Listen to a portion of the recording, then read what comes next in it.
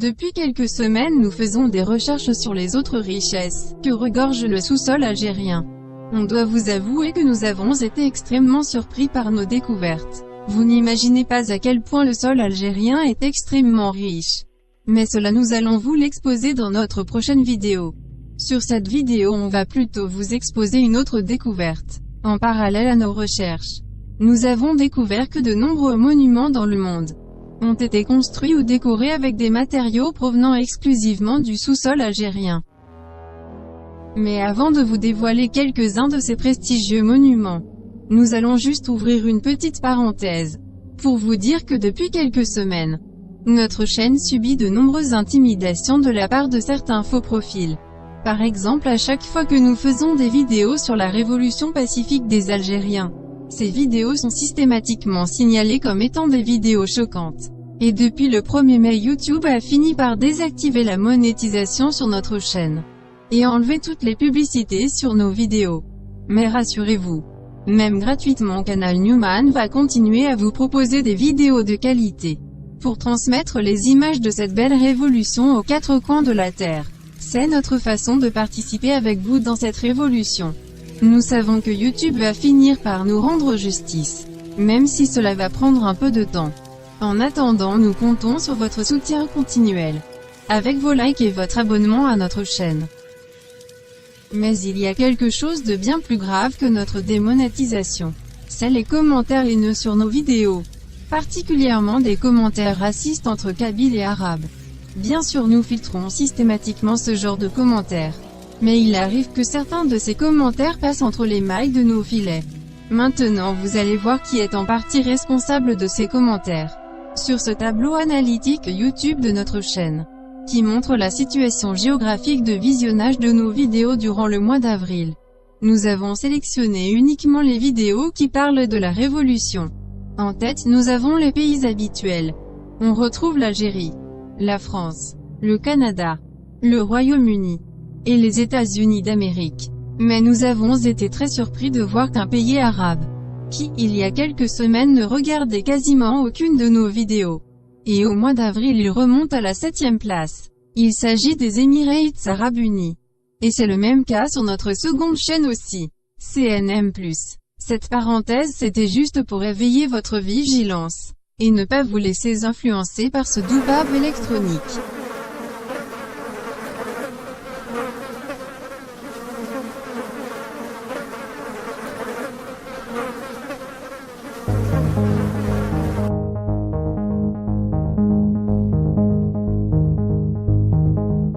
Revenons à notre sujet du jour. Les plus beaux monuments du monde, construits avec des matériaux exclusivement algériens, comme le marbre de Filfila, dans la ville de Skikda, qui est connue pour sa qualité exceptionnelle, abondamment exploitée par l'Empire romain, pour embellir ses palais. Aujourd'hui il fait la fierté du monde musulman, en couvrant le lieu de pèlerinage des musulmans, la Mecque.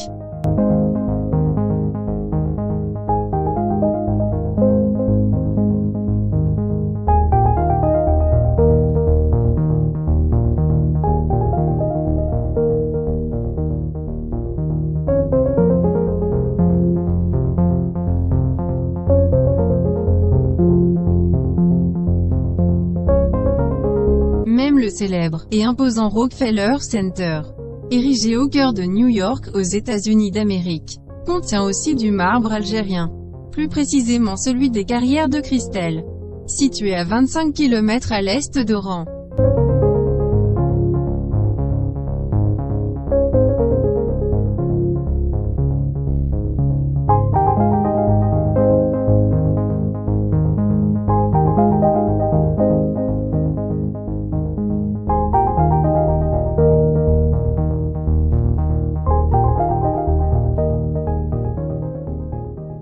Toujours à New York, un prestigieux gratte-ciel de 319 mètres de hauteur, bâti en 1939, le Chrysler Building, que tout le monde croyait qu'il était embelli par du marbre marocain.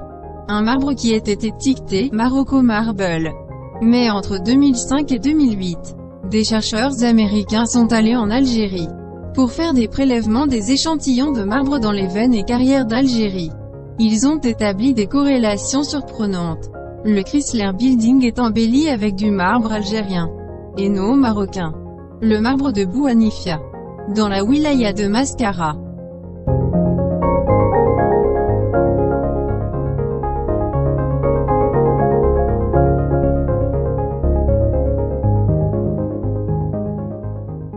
On reste toujours aux États-Unis d'Amérique, plus exactement à la capitale Washington. Lors de la réhabilitation des bâtiments de la Maison-Blanche, en 1814, des parements en marbre algérien ont été abondamment utilisés. Portent les couleurs chatoyantes de l'onyx de Heinz Mara, qui se trouve dans la province de Constantine.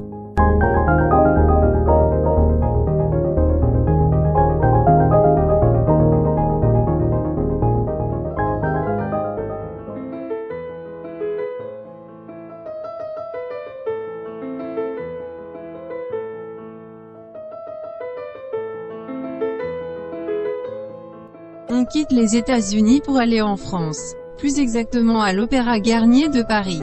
La rampe du grand escalier de l'Opéra Garnier a été réalisée en marbre de type onyx, provenant des carrières d'Algérie, prouvant l'extrême soin et la préciosité des matériaux hautement renommés ayant été utilisés pour sa construction. La Société des marbres onyx d'Algérie, sous la direction de Gustave Viau puis d'Eugène Cornu, fut récompensé pour la très grande qualité de ses réalisations, notamment lors de l'exposition universelle de 1878 à Paris.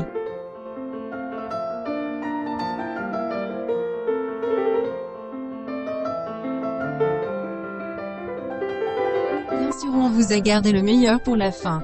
L'un des monuments les plus visités au monde, la Tour Eiffel de Paris. En effet, les 7300 tonnes de fer avec lesquelles est construite la Tour Eiffel proviennent exclusivement d'Algérie. Le fer est 10 fois plus résistant que le bois, et 20 fois plus résistant que la pierre. C'est la raison pour laquelle Gustave Eiffel l'a choisi pour la construction de sa tour. En plus de la légèreté relative des constructions métalliques, il permet aussi de diminuer l'importance des supports et des fondations. Lorsque Gustave Eiffel décide définitivement de construire sa tour avec du fer, il contacte un des fournisseurs habituels de ses ateliers, les forges et usines de Pompey, Foulques-du-Pont, qui se trouve en Lorraine.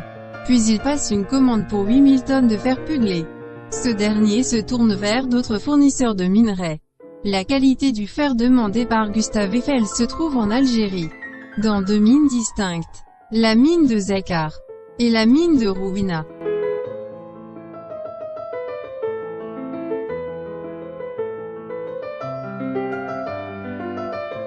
Si vous avez envie de connaître l'histoire de la construction de la Tour Eiffel, ainsi que celle du monument du martyr, Makam et Shahid, vous pouvez voir ou revoir cette vidéo que nous avons publiée il y a quelques mois, en cliquant juste ici, sur cette affiche, dont voici un petit extrait.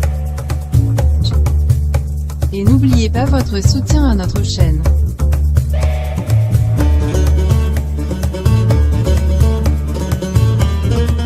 Le projet d'une tour de plus de 300 mètres est né à l'occasion de la préparation de l'exposition universelle de 1889 à Paris.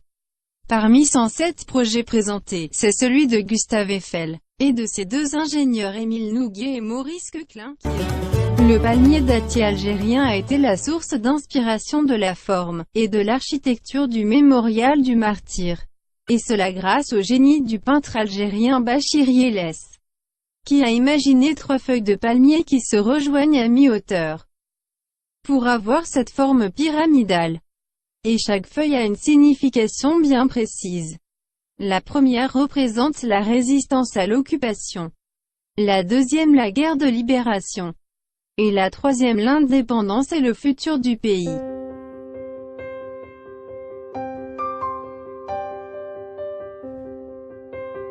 On vous remercie d'avoir regardé cette vidéo jusqu'à la fin.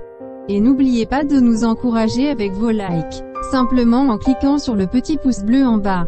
Et si vous n'êtes pas encore abonné à notre chaîne, alors il vous suffit de cliquer juste ici, sur notre logo.